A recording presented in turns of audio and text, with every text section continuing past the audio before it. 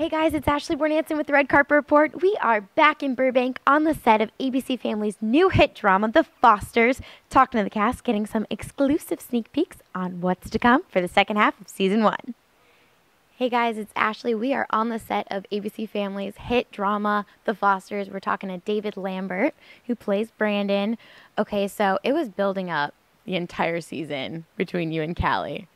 Yes, definitely. It definitely was. And then it came to a big old climax at 10. And yeah, so we'll see what's happening next. What kind of repercussions do you think are going to come from you just grabbing your little foster sister? Yeah.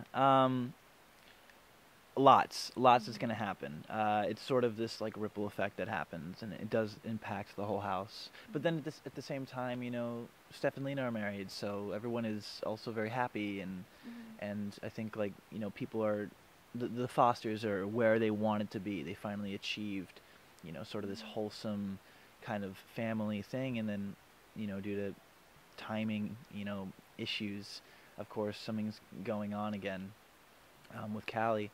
But yeah, you know, it's definitely as layered as it was. You know, it's as layered and filled with drama, filled with I guess, you know, there's some romance there. There's a lot of things going on, but it is very interesting how this one action, that just Callie leaving, impacts everyone.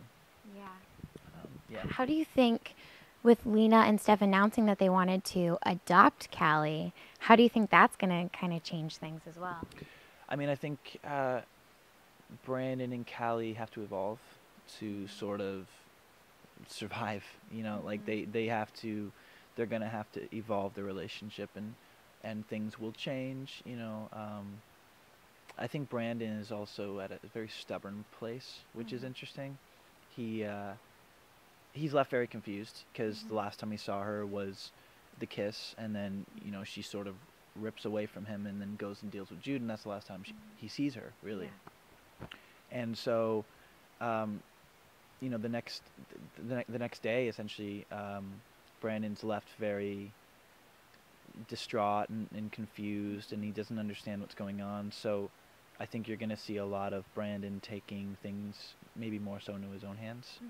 And sort of dealing with things in his own way, and it makes for Brandon to sort of lose this set, like, sort of rock image that he has. You know, that he knows what to do, he knows what he needs, he knows how to do it. He's so solid. You're gonna see a different side of Brandon where he's maybe falling apart a little bit. A little bit. Yeah. Insecurities coming out. Yeah, definitely insecure, and he's having his teen time. He's having his confused, maybe even angsty is the word for it, but like, he's hurt and he's very, like, confused about a lot right now, and the things he does they aren't necessarily helping him. So, like, he just digs himself a hole is really what happens. All in the name of love. All in the name of love. Misplaced love, possibly, but love. Do you think Brandon's ever going to accept that he can't be with Callie, or is this going to be a continued storyline? I don't know if it'll actually end with them simply together or simply happy. I think there might be more to it. She is technically a sibling now, so, like, it really is different. It really is. There's no gray area anymore. So for him, he has to either step up and take the higher road, or, you know, he's kind of out of luck. You know, it's sort of what he's left with. Yeah. So it should be very interesting to see how they deal with that as sort of a duo, because I myself actually do not know how that's going to end, but it has been very up and down so far, so we'll see. The chemistry between Brandon and Callie is just intense. It's really fun to watch. I found myself kind of like skipping to your scenes. I was like, oh, what's going to happen with Brandon and Callie? Where do you want that to go? I mean, I'd love to see more, what's the word, kind of, I want Brandon to be in more situations. I want him to be cornered. I want him to struggle. I want to see the struggle. That's the word I'm looking for. I find that so fun, and When you say struggle, do you mean like with all these emotions, with love and everything? Yeah, I do. I think that creates for interesting situations, interesting realizations for the character. You know, he has to learn a lot by going through, by making mistakes and going through kind of these bad times. So I'd love for things to get a little worse before they get better, and I think that's what's going to happen. So I'm just excited for it at this point. Yeah, I think your character is definitely one of the most vulnerable ones. Yeah, he definitely can be, and I think he is learning how to strengthen himself a little more, and maybe even defend himself a little more, and be more aware of. He has to find his strength, I think, a little more, because at this point he's still young, he's still a kid, and hasn't really been placed in that many situations where he has to actually fight for something. So. So Callie could be the thing he fights for. It could be, and it might help him realize things about himself. You know, who knows? It might end up becoming more a fight for Brandon than anything else. But Callie might be that thing he needed to sort of realize whatever it is. But who knows? You know, these are all questions now, so I don't know. But Brandon and Callie are definitely something very special. Do you think Brandon feels, obviously he feels the responsibility to kind of be the older brother who everyone looks up to? Yeah. But is he going to get a chance to kind of go out on his own and make mistakes and not feel the pressure of needing to be the sibling that everyone looks up to? Yeah, definitely. I mean, you know, it definitely doesn't happen right away, but I think there's a progression that Brandon, you know, he was never the brother that felt the need to lecture you or tell you how to do things. He was never that to the twins or even to Jude. You know, now he's never going to be that guy, but yeah, he definitely does, I guess, have that presence about him, that he's sort of this big brother. He's also maybe sort of a man in the house as well, a little bit. So it's again this different vibe that multiple roles that he's sort of covering.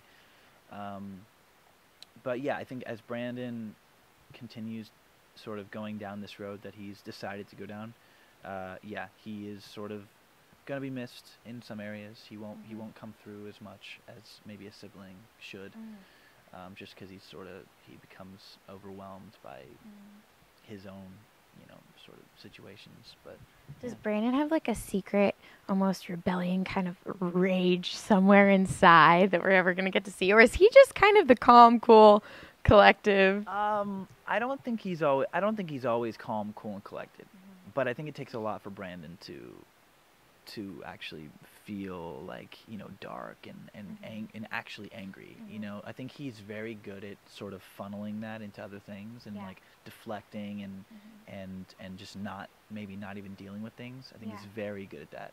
And so I think we will hit a point with Brandon where he's gonna hit the cap. And yeah, we got to see a little of that when your dad tried to punish you when you had already gotten, you know, I'm not punished by my mom, so who do you want me to listen to? Right. That was fun. Who do you think that Brandon should be listening to right now?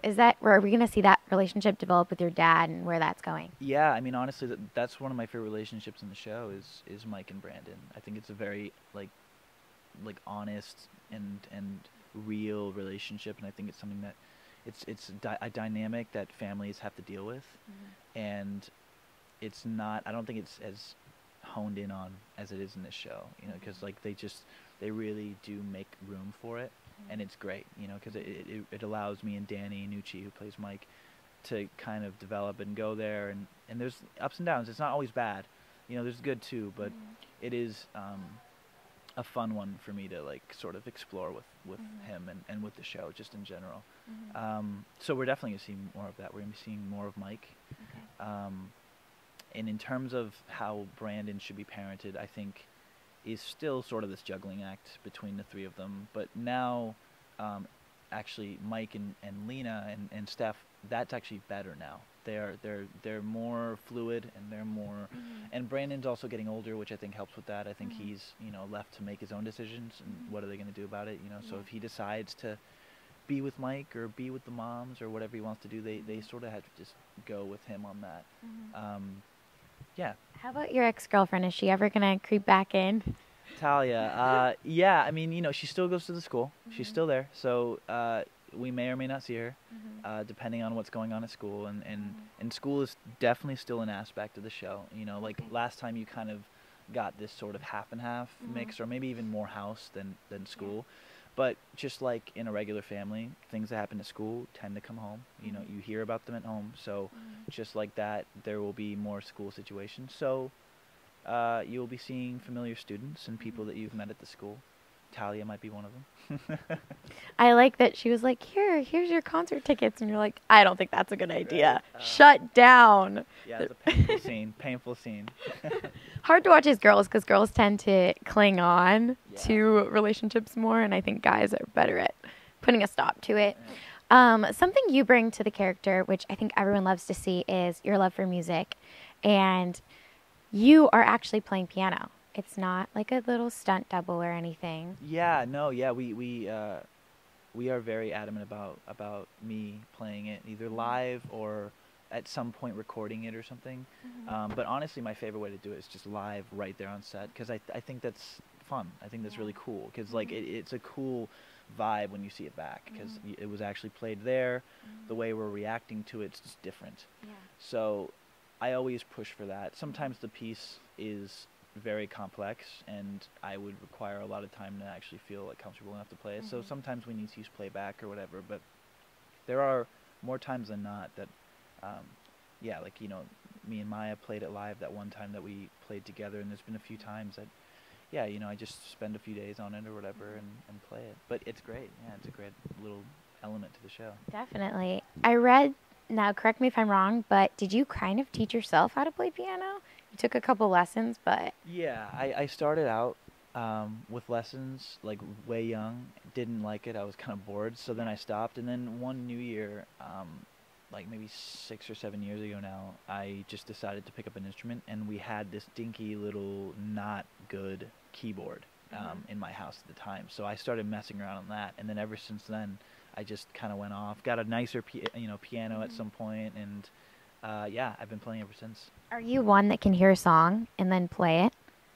Yes, for the most part. Yeah. That's a gift, for sure. I took lessons for like 12 years, and I still can't do that, so it's kind of sad. Wow. Yeah, I mean, luckily I have a lot of like very talented friends too in music, so I'm surrounded by a lot of good people, so I've learned a lot. You also sing. Are we going to be seeing you sing on the show? It's interesting. I do sing in my personal life. I came from musical theater and whatnot, so that was like music was always around in my life. For this show, it's an interesting mix, because I would like to see the music just sort of blend with the show, as opposed to becoming this character in itself, the music. So the way we're doing it, we're trying to be very subtle about it. But yeah, you might hear a little sing song that Brandon has prepared. But it's more cutesy, more intimate. The situation that he's playing it in is very intimate. So it's not this number that he kind of whips out. It's more of a sit down sesh, kind of thing. So it's cool. Definitely. Are you starting to get recognized on the street? Occasionally. It seems to be the more public place I go, you'll start to see it happen. Malls, that kind of thing. But it's really not. I mean, it's cool. It's a really cool thing to see. I'm always very freaked out about it, because I'm not used to it. I'm simply not used to it. But I do think it's very cool, and I always try to be very nice, be very cordial, because I think it's amazing that people watch the show enough that they can pick out my face anywhere. It's a very crazy thing. Definitely. You've got very loyal fans. A lot of people are really loving the show. It's a new drama on ABC Family, picking up from season 1, January 13th. It's going to be back on air, so we're excited to see what happens. Will Brandon and Callie last? Who knows? Thanks for watching this interview, guys. Be sure to like the video, and for more interviews with all the rest of the cast, subscribe to our channel and leave me a comment below telling me what you think is going to happen between Callie and Brandon. Be sure to check out The Fosters' second half of season 1, airing January 13th.